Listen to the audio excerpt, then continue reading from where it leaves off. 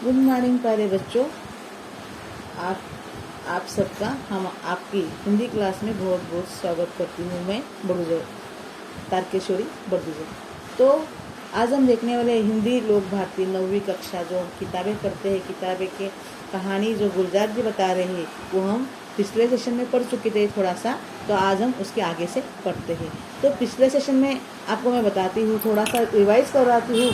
Revise ये है कि किताबें जो होती हैं वो अलमारी झाँकती है, अलमारी से झाँकती है और बड़ी हसरत से तो हमें तकती भी है। वो कहती है कि महीनों अब मुलाकात हो गए, जो शामें उसकी सोबत कटा करती थी अब अक्सर, मतलब वो रो रही है किताबें, क्योंकि कंप्यूटर का ज़माना है तो हम किताबें की तरफ देखते नहीं। अब तो कंप्यूटर क्या, मोबाइल का ज़माना आ चुका है तो हम हमारा सारा सर जो है मोबाइल में छुपा के रखते हैं। अगर आपको कहेंगे तो किताब लो तो आप कहते थे किताबें तो सब मोबाइल में है तो क्यों लेने की, ऐसे भी कहते हमें देखा है, क्योंकि हम मोबाइल में डाउनलोड कर लेंगे। तो लेकिन किताबों का अपना एक महत्व होता है, उनका एक अपना सिस्टम होता है। गुजर जाती है कंप्यूटर के पर्दों पर, बड़ी बेचैन रहती है किताबें। अब उन्हें नींद में चलने की आदत हो गई है। जो कदरें वो सुनाती थी कि जिनके सेल कभी मरते नहीं थे, वे कदरें अब नज़र आती नहीं घर में, जो रिश्ते वो सुनाती थी। तो अभी वो कहते हैं कि अभी जो लोगों के जो समय है वो कंप्यूटर में भी जाता है तो जो कहती है उसको अभी बुरा लग रहा है। वो नींद में चलने की, मतलब बीमार सी हो गई है तो नींद में चलने की वजह आदत लग गई, उसके जो मूल्य है, कदरें जो वो है अभी घर में नहीं है। वो सारे उधरे है, कोई सपा पलटता तो इसकी एक सिसकी निकलती है।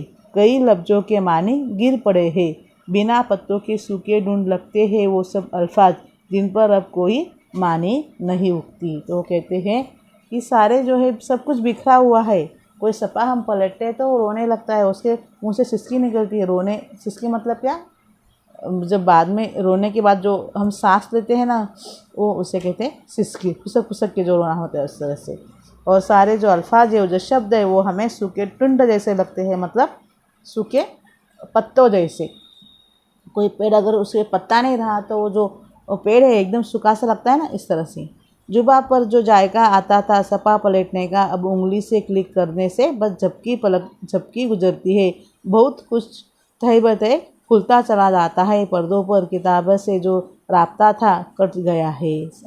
मतलब हम कंप्यूटर से क्लिक करते हैं, हमारे सामने सब कुछ आ जाता है, तो हमारा किताबों के साथ जो कांटेक्ट था, वो संपर्क था, वो अभी नहीं रह रहा है। उसके बाद कभी सीने पर रख के लेट जाते थे, कभी गोदी में लेते, किसको, किताबों को, कभी घुटनों को अपनी रिहल की सूरत बनाकर नीम सजदे में पढ़ा करते थे।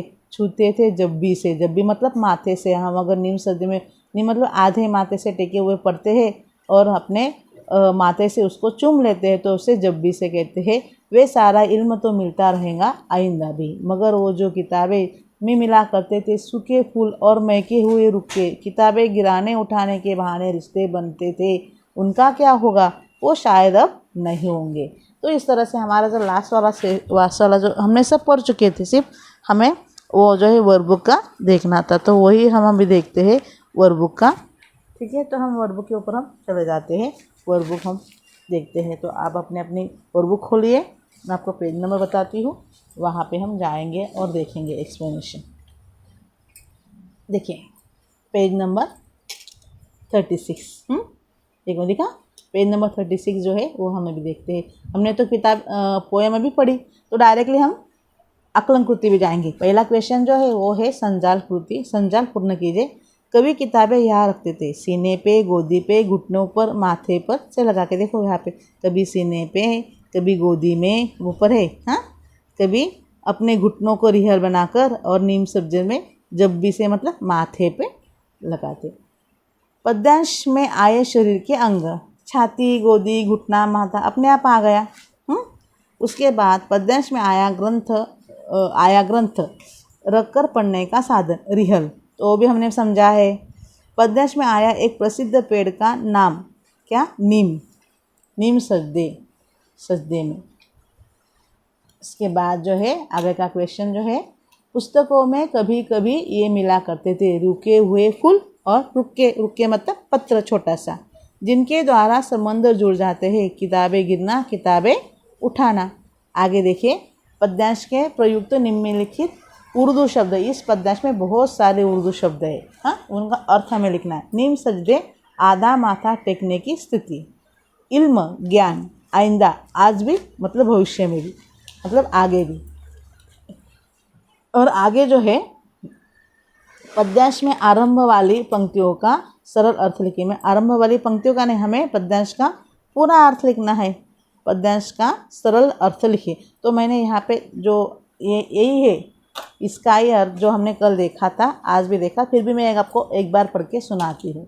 और अगर यहाँ पे आपको जगह नहीं पूर रही है तो वहाँ पे आप एक आध पेज चिपकाइए स्टेपलर से। यह जितना बैठा है उतना बिठाओ, और जो एक्स्ट्रा बचेगा वो आपके नोटबुक के पेज पे लिखना है, और वो पेज पढ़ के यहाँ पे चिपका देना है, या फिर स्टेपलर से स्टेपलर करना है। तो अभी मैं उसका अर्थ आपको बताती हूँ।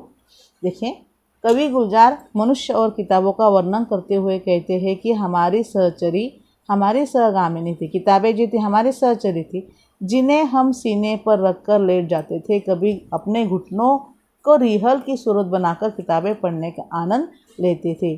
कभी सजदे में इन्हें पढ़ा करते थे, तो कभी माथे लगाकर उसे छूते भी थे, ताकि किताबों का सारा ज्ञान आगे भी मिलता रहे, कभी बंद न हो। ये पहले स्टांजा का है, जिसके लिए यहाँ पे मैंने एक साइन किया है। तो ये पहले स्टांजा का है। दूसरा स्टांजा जो है, किताबों से कुछ यादें जुड़ी हुई होती है। कभी कभी लोग इन किताबों में किसी के लिए फूल या संदेश पत्र रख दिया करते थे, और किंतु अब वह नहीं हो सकता है, क्योंकि किताबें हम एक्सचेंज करते ही नहीं है। हम डायरेक्टली मैसेज एक्सचेंज करते हैं मोबाइल पे। कवि कहते हैं कि एक दौर था जब किताबों के गिरने उठाने के बहाने से कई रिश्ते की डोर बन जाती थी, किंतु अब जिस तरह से किताबें में लोगों की अरुचि उत्पन्न हुई है, उससे ये रिश्ते नष्ट हो सकते हैं, उनका संपर्क टूट सकता है। जो ये है, ये सारी बातें जो है हम कल भी पढ़ चुके थे, तो हमारी ये बातें आज भी हुई थी। और पेज नंबर 36 और 37 पे ये पद्यांश क्रमांक 3 है। तो इसी के साथ ये व्याकरण जो है हम कल देखेंगे। तो उसके पहले लास्ट वाला पेज नंबर 40 के ऊपर इस लेसन का जो है वो है रचना विभाग। तो वहाँ पे ग्रंथ हमारे गुरु, ये क्वेश्चन आ भी सकता है। तो हमें ये ग्रंथ हमारे गुरु, मतलब किताबें हमारी गुरु है। हमारे जो पहला गुरु होता है हमारी माँ होती है, और उसके बाद हम स्कूल में जाते हैं तो हमें हमारे टीचर हमारे गुरु होते हैं, और उसके बाद धीरे धीरे हम किताबें में रुचि लेने लगते हैं, और किताबें अपने आप गुरु बन जाते हैं। अभी देखो, मैं इसके बारे में आपको समझा रही हूँ, पढ़ा भी रही हूँ, हम पढ़ते भी हैं। और ये 5-7 मार्क के लिए आपको निबंध आ सकता है, इसमें आप बढ़ा भी सकते हैं। कहावत है कि गुरु बिन होत ज्ञान, मतलब गुरु के बिना बिना गुरु के ज्ञान नहीं मिलता। गुरु सदा हमारा उचित मार्गदर्शन करता है, मतलब सही।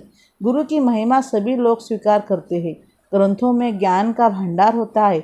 यह ज्ञान हमें ग्रंथों पढ़ने से मिलता है। अगर ग्रंथों में भंडार है तो, लेकिन वो पढ़ना ज़रूरी है। अगर हमने पढ़ा ही नहीं तो कैसे प्राप्त कर सकते हैं? हम जिससे ज्ञान प्राप्त करते हैं उसे हम अपना गुरु मानते हैं। ग्रंथों से भी हमें ज्ञान की प्राप्ति होती है, इसलिए ग्रंथों को भी गुरु का दर्जा दिया जाता है। विद्वान व्यक्ति ग्रंथों की रचना मनुष्य के भलाई के लिए करते हैं। जो विद्वान होते हैं, अगर हमारे पास कुछ ज्ञान है वो किसी को मालूम होना चाहिए, इसके लिए विद्वान व्यक्ति ग्रंथ लिख जाते हैं। इसकी आगे वाले आने वाले लोग होते हैं वो पढ़ के उसके ऊपर सुविचार करते हैं और उसका इस्तेमाल करते हैं। कहानियाँ, उपन्यास लोगों को मनोरंजन करते हैं और उनसे हमें कुछ सीखने को मिलता है। रामायण, महाभारत, भगवद गीता या कुरान, ये हमें महापुरुषों के बहुत सारे प्रेरणा स्रोत हैं। हम बहुत सारी चीज़ें हैं हम इनसे सीखते हैं या फिर उनका आदर्श हमारे सामने रखते हैं।